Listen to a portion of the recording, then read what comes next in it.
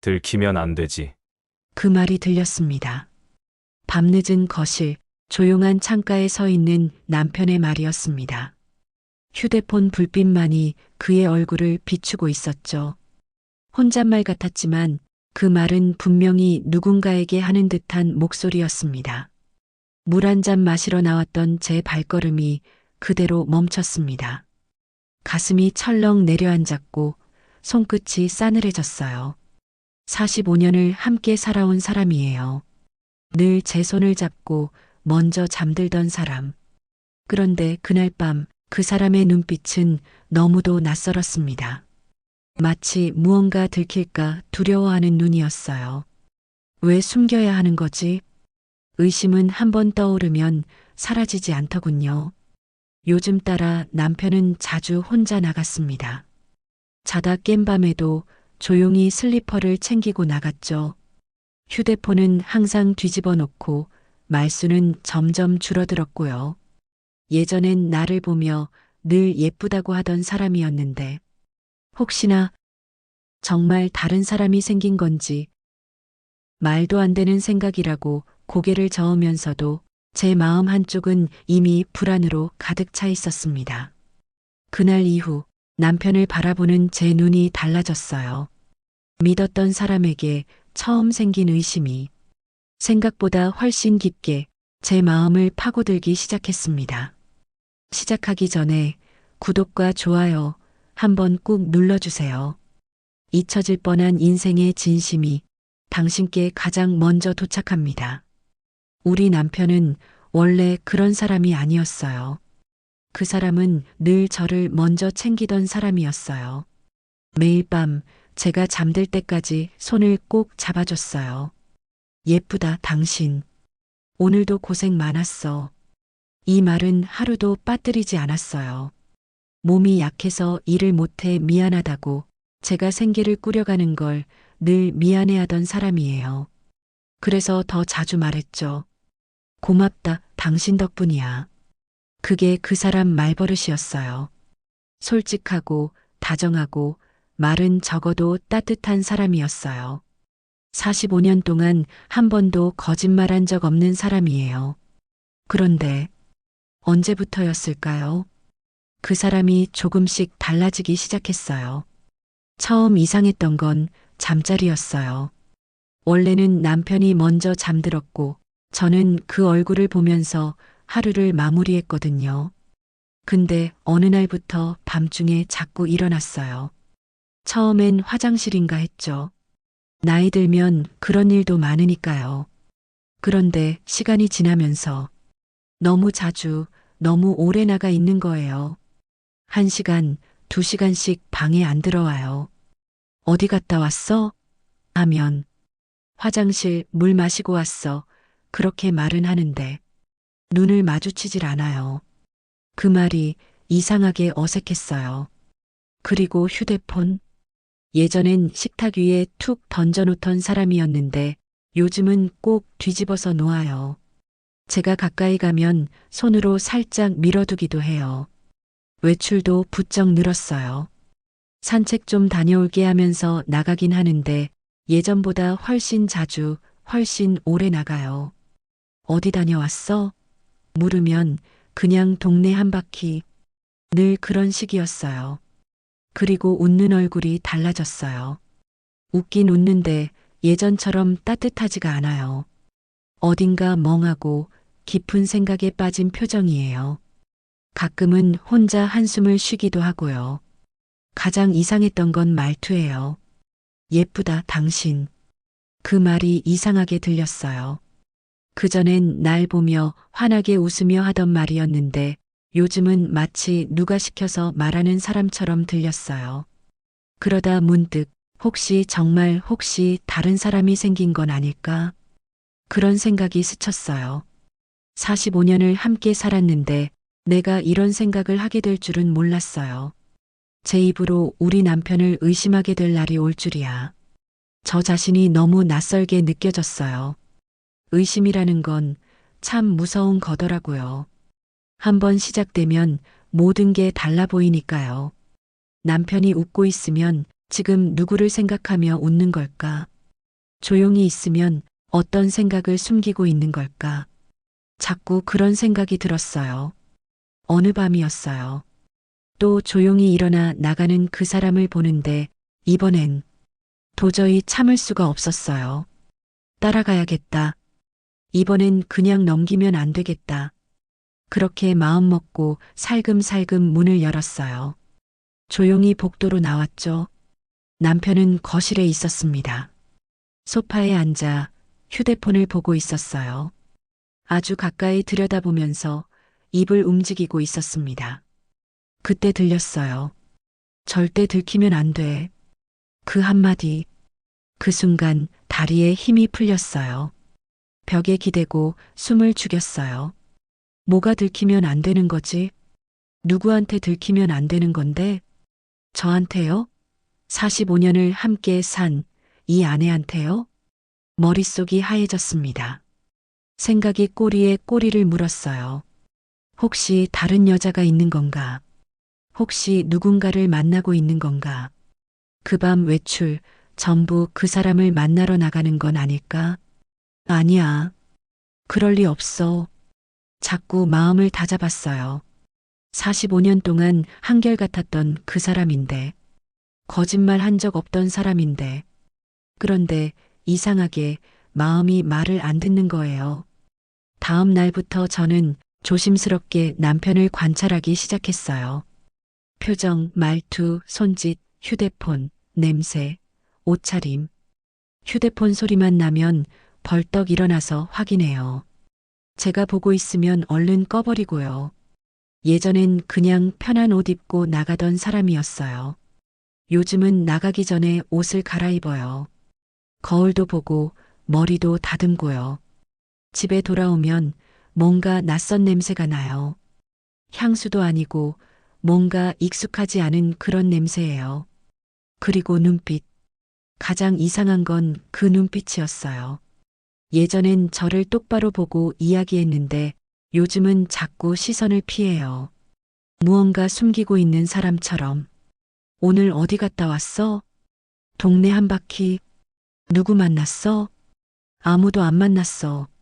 말은 그렇지만 표정이 어색했어요. 말 끝에 떨림이 있었고요.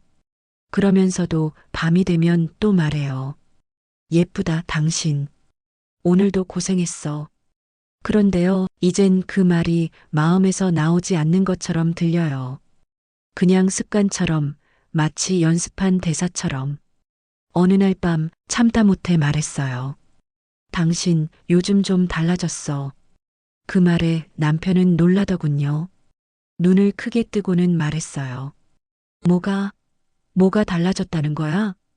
그냥 예전 같지 않아. 무슨 소리야? 나 그대로인데. 그 말 분명히 들었지만 목소리가 떨리고 있었어요. 그날 밤 남편이 잠든 뒤에 저는 혼자 울었어요. 45년을 함께 살았는데 이제 서로 거짓말을 하게 되다니. 이렇게 될 줄은 정말 몰랐어요.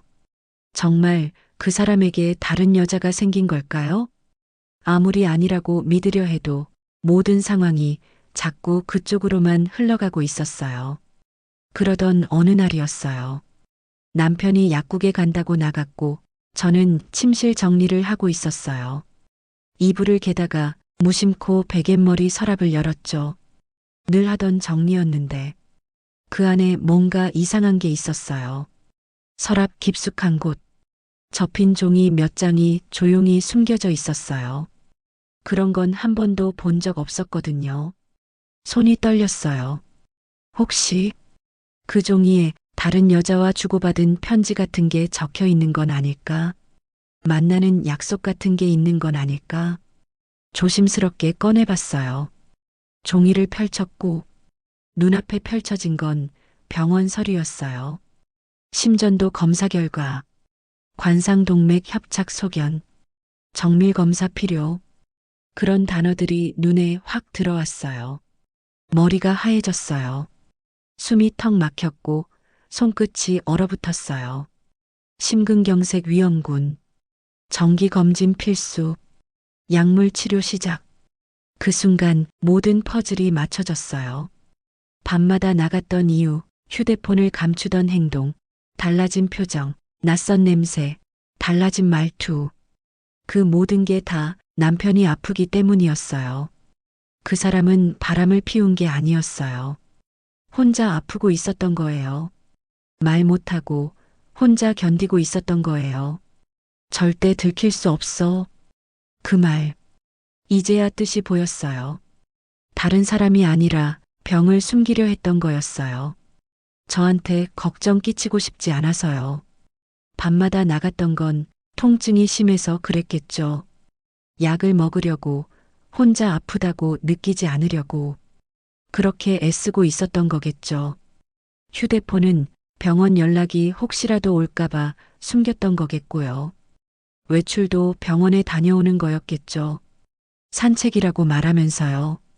옷을 갈아입던 이유도 병원에 가는 길이었으니까요. 단정히 입고 아무렇지 않은 척. 그 사람은 그렇게 버티고 있었던 거예요. 눈을 못 마주쳤던 것도 이해가 됐어요. 거짓말하는 게 미안해서였을 거예요. 저한테 죄 지은 사람처럼 그렇게 느꼈겠죠. 그 자리에 주저앉았어요. 종이를 손에 꼭 쥔 채 나는 그냥 펑펑 울었어요. 내가 뭘 했나 싶었어요. 그 사람을 의심했잖아요. 다른 여자가 생겼다고, 바람을 피웠다고. 하지만 그 사람은 혼자서 죽음이 무서울까봐, 내게 짐이 될까봐 그 고통을 말하지 않고 견디고 있었던 거예요. 서류를 다시 접고 서랍 안에 조용히 넣었어요. 그리고 또 울었어요. 미안해서, 고마워서, 너무 무서워서요. 그때였어요. 현관문 여는 소리가 들렸어요. 남편이 돌아온 거예요. 얼른 눈물을 닦고 아무 일도 없던 척 평소처럼 행동했어요. 그 사람은 지금도 저한테 들키지 않으려고 애쓰고 있으니까요. 다녀왔어요? 응, 약국 다녀왔어. 심장약을 받으러 갔던 거겠죠. 그런데도 그 말하면서 제 눈을 못 보더라고요. 많이 기다렸어? 아니요. 그냥 집 정리하고 있었어요. 그렇게 말은 했지만 제 마음은 그 순간에도 계속 울고 있었어요. 며칠을 그렇게 지냈어요. 알고 있으면서도 모르는 척하기. 그게 이렇게 힘든 일인지 몰랐어요. 남편이 산책 다녀올게 하면 응, 다녀와. 입으로는 그랬지만 실은 병원에 간다는 걸 알고 있었으니까요. 마음 한쪽이 찢어지는 것 같았어요. 밤에 조용히 일어나 나갈 때도 그냥 자는 척 했어요. 아마 약을 챙기러 가는 거겠죠. 아니면 통증이 심해 잠을 못 이루는 거겠죠. 예쁘다, 당신. 오늘도 고생했어. 그 말도 여전히 했어요. 저는 늘 하던 대로 웃으며 대답했지만 속으로는 이렇게 말하고 있었어요. 당신이 더 고생하고 있잖아. 당신이 더 아프고 무섭잖아. 그러다 어느 날 저녁 소파에 앉아있던 남편이 가슴을 조용히 문지르고 있었어요. 순간 모든 걸 참을 수 없게 됐어요. 그 사람이 아픈 걸 보고만 있을 수가 없었어요. 당신, 응? 아픈 거 맞죠? 남편의 얼굴이 굳었어요. 무슨 소리야? 나 안 아파. 아니에요. 아픈 거잖아요. 심장이 아픈 거죠? 그 말을 하자 남편 표정이 확 바뀌었어요. 숨길 수 없는 얼굴이었죠. 서랍에서 봤어요. 병원 서류요. 남편이 고개를 푹 숙였어요. 말을 못 하더군요. 저는 더는 기다릴 수 없었어요. 조용히 옆에 앉았어요. 왜 말 안 했어요? 왜 나한테는 아무 말도 안 했어요? 눈물이 주르르 흘러내렸어요. 참았던 게 그 자리에서 다 터졌어요. 나는 당신 바람피는 줄 알았어요. 다른 여자 생긴 줄 알고 얼마나 괴로웠는지 몰라요. 남편이 길게 한숨을 쉬었어요. 미안해. 정말 미안해. 미안하다는 말 말고 왜 말 안 했냐고요. 우리 45년을 함께 살았어요. 아픈 것도 혼자 견뎌야 해요? 당신 걱정할까봐. 그게 제일 두려웠어. 걱정하는 게 왜 두려워요? 그게 당연한 거예요. 남편이 아프면 아내는 걱정하는 거예요. 그때 남편이 제 손을 잡았어요. 손이 차갑더라고요. 아픈 사람이 잡는 손이었어요. 당신은 고생이 많잖아. 직장 다니고 집안일도 다 하고. 그런데 병 걱정까지 하게 만들고 싶지 않았어. 그게 고생이에요? 그건 함께 살아가는 거예요. 부부잖아요. 힘든 건 나누는 거예요. 심장이래서 그 말이 너무 무서웠어. 혹시 큰 병이면 당신한테 짐이 될까봐. 그 말을 듣는 순간 가슴이 덜컥 내려앉았어요. 그리고 눈물이 또 터졌어요. 짐이라니요. 짐이 아니에요. 나는 당신이 없으면 아무것도 아니에요. 남편도 눈시울이 붉어졌어요. 관상동맥이 좁아졌다고 했어. 심근경색 위험이 있다더라. 그 말 듣고 머리가 하얘졌어. 언제부터 알고 있었어요? 2달 전. 가슴이 이상해서 병원 갔다가 알았어. 2달 동안 혼자 그걸 안고 있었다고요? 약 먹으면서 조심했어. 의사 말로는 심하진 않대. 조절하면 괜찮다더라. 그럼에도 왜 말 안 했어요? 나는 바람 피는 줄 알고 혼자 얼마나 무너졌는지 몰라요. 바람? 내가 그런 생각하게 했어? 휴대폰 숨기고 말도 안 하고 밤마다 나가고 그럴 수밖에 없었어요. 남편이 또 한 번 한숨을 쉬었어요. 정말 미안해. 그렇게 만든 거 이제는 약속해요. 무조건 솔직하게 말해요. 아프면 아프다고, 무서우면 무섭다고 말해요. 응, 그럴게. 이젠 정말 그럴게. 남편이 저를 안아줬어요. 오랜만에 느끼는 따뜻한 품이었어요. 그 품 안에서 저는 또 울었어요. 앞으로는 병원도 같이 가요. 약도 같이 챙기고 검사도 같이 받아요. 고마워. 정말 고마워. 그리고 그날 밤 남편이 조용히 말했어요. 사실 제일 무서웠던 건 죽는 게 아니라 당신 혼자 남는 거였어. 그 말 듣는 순간 심장이 무너졌어요. 45년 함께한 사람의 진심이 느껴졌거든요. 그날 밤 이후로 모든 게 달라졌어요. 아니, 달라졌다기보다는 이제야 제대로 보이기 시작했어요.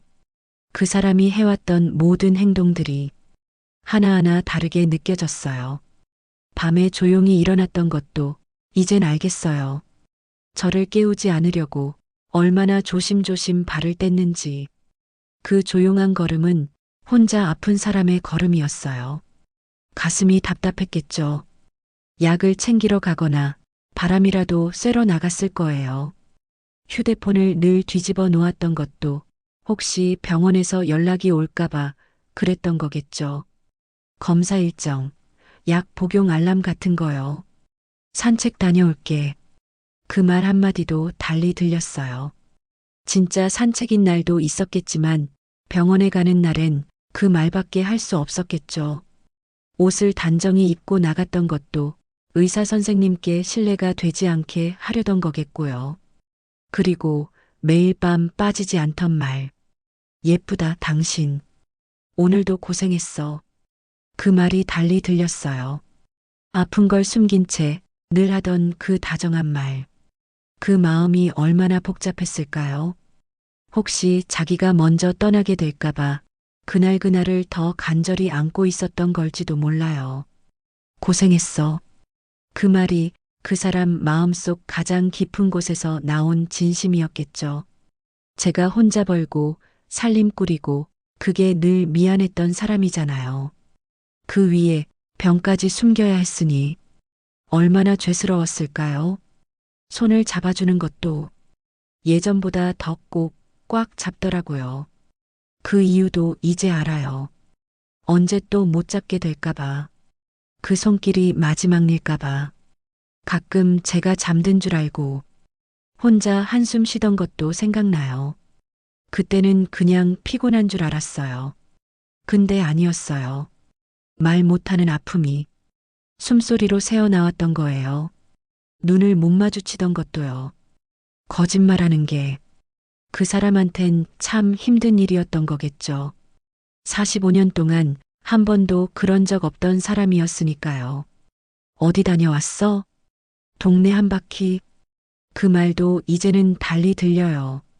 정말 돌았던 날도 있었겠지만 병원 간 날엔 그 말이 유일한 거짓말이었겠죠. 그 모든 게 저를 위한 거였어요.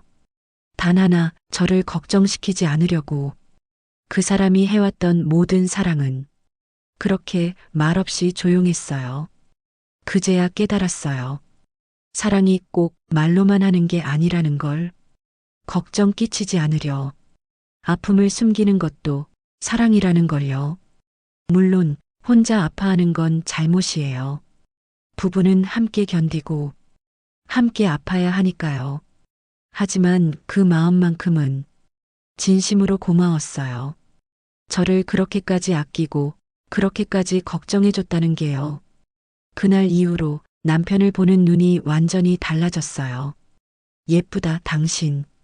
이 말 안에 담긴 진심을 이제는 느낄 수 있어요.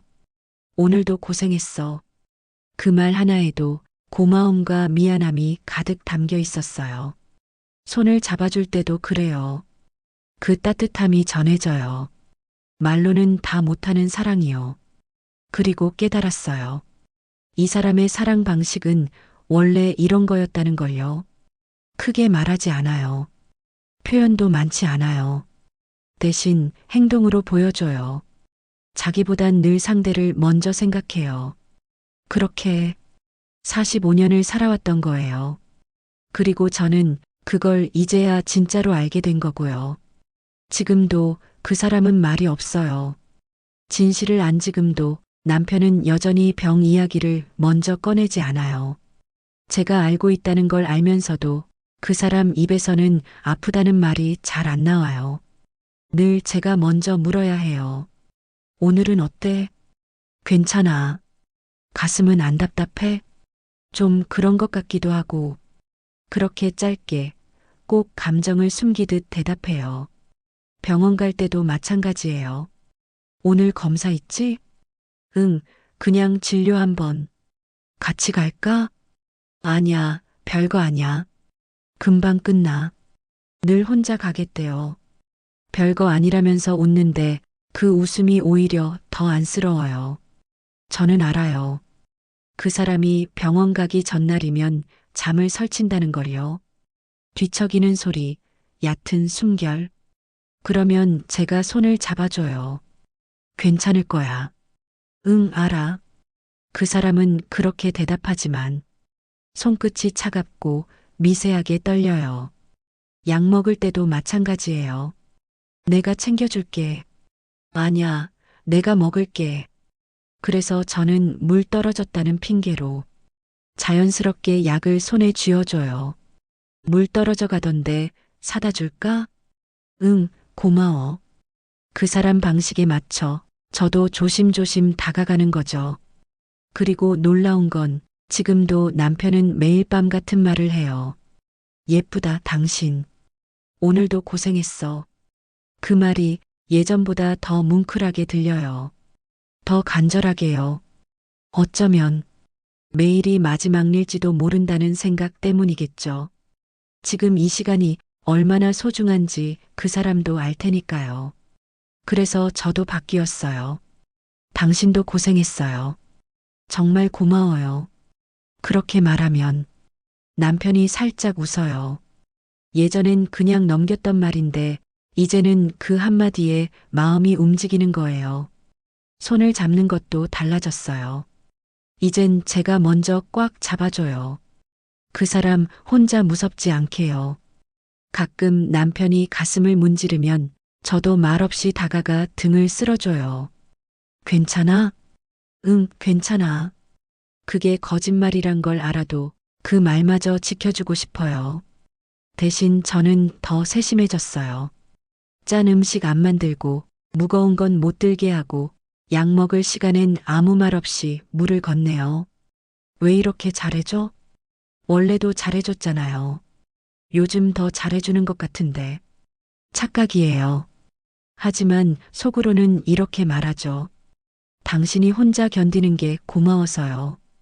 그래서 더 잘해주고 싶어요. 어젯밤에는 남편이 불 꺼진 방에서 말했어요. 당신, 나 아픈 거 알고 나서 달라진 것 같아. 뭐가요? 더 다정해졌어. 더 따뜻해졌고, 웃으면서 말했어요. 원래도 다정했어요. 그래. 그런데 이제 당신도 좀 달라져요. 아프면 아프다고, 무서우면 무섭다고 말해요. 노력해 볼게. 하지만 그 말 다음에 찾아온 고요. 그건 그 사람의 방식이에요. 말하지 않아도 저는 알아요. 그 눈빛, 그 손, 그 한숨. 거기 다 담겨 있거든요. 그리고 이제는 알 것 같아요. 45년을 함께 산다는 건 말하지 않아도 서로를 이해하고 보이지 않는 마음까지 느끼는 거예요. 지금도 그 사람은 말이 없어요. 하지만 그 침묵 속에서 저는 가장 큰 사랑을 매일 느끼고 있어요. 그 사람은 그렇게 지금도 나를 안심시키고 있어요. 매일 아침 일어나면 잘 잤어? 하고 물어봐요. 제가 먼저 일어나 있으면 일찍 일어났네 하고 웃어줘요. 아직도 아픈 말은 잘 안 해요. 대신 오늘 날씨 좋네라고 하거나 밥이 맛있네라고 말해요. 저는 이제 그 말들의 진짜 뜻을 알아요. 오늘도 괜찮다, 당신 덕분에 행복하다는 의미라는 걸요. 가끔 제가 물어봐요. 힘들지 않아요? 그러면 당신이 있어서 안 힘들어라고 대답해요. 그런 말을 들을 때마다 가슴이 따뜻해져요. 아, 이 사람이 나를 이렇게 생각하고 있구나 싶어서요. 나는 이제 그 사람이 아프다는 걸 알고 있지만 아직도 먼저 말하지는 않아요. 그게 그 사람의 방식이니까요. 조용한 사랑, 절대 들키고 싶지 않았던 진심. 그게 우리 남편의 사랑 방식이에요. 45년 동안 그런 식으로 저를 지켜왔던 거예요. 말로 하지 않으면서도 온몸으로 사랑한다고 표현해왔던 거고요. 어젯밤에도 그랬어요. 잠자리에 누워서 제 손을 잡더니 이렇게 말하더라고요. 당신 만나서 정말 다행이야. 갑자기 왜 그런 말을 해요? 그냥 가끔 생각해. 당신 아니었으면 어떻게 살았을까 하고. 저도 마찬가지예요. 당신 아니었으면 이렇게 행복하지 못했을 거예요. 그렇게 말하고 나서 한참 조용했어요. 그런데 남편 손이 제 손을 더 꽉 잡더라고요. 아마 그때도 말하지 못한 게 있었을 거예요. 더 오래 함께 있고 싶다. 먼저 떠나게 될까봐 무섭다. 이런 말들을요. 하지만 괜찮아요. 굳이 말하지 않아도 저는 다 알고 있으니까요. 그리고 저도 그 사람에게 말하지 못한 것들이 있어요. 아파도 괜찮으니까 솔직하게 말해달라. 무서워도 괜찮으니까 혼자 견디지 말아달라. 당신이 얼마나 고마운 사람인지 안다는 말들을요. 하지만 이것도 굳이 말하지 않아도 될 것 같아요. 매일매일 행동으로 보여주면 되니까요. 더 맛있는 음식 해주고, 더 따뜻하게 안아주고, 더 자주 고마워 사랑해라고 말해주면 되니까요. 그게 바로 45년을 함께 산 부부의 사랑 방식인 것 같아요.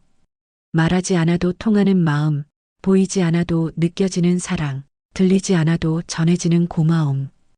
혹시 여러분 곁에도 그런 분이 계신가요? 말은 많이 안 하지만 늘 당신을 걱정해주는 사람. 표현은 서툴지만 마음만은 누구보다 깊은 사람요. 아니면 여러분 자신이 그런 사람인가요? 혹시 떠오르는 얼굴이 있으신가요?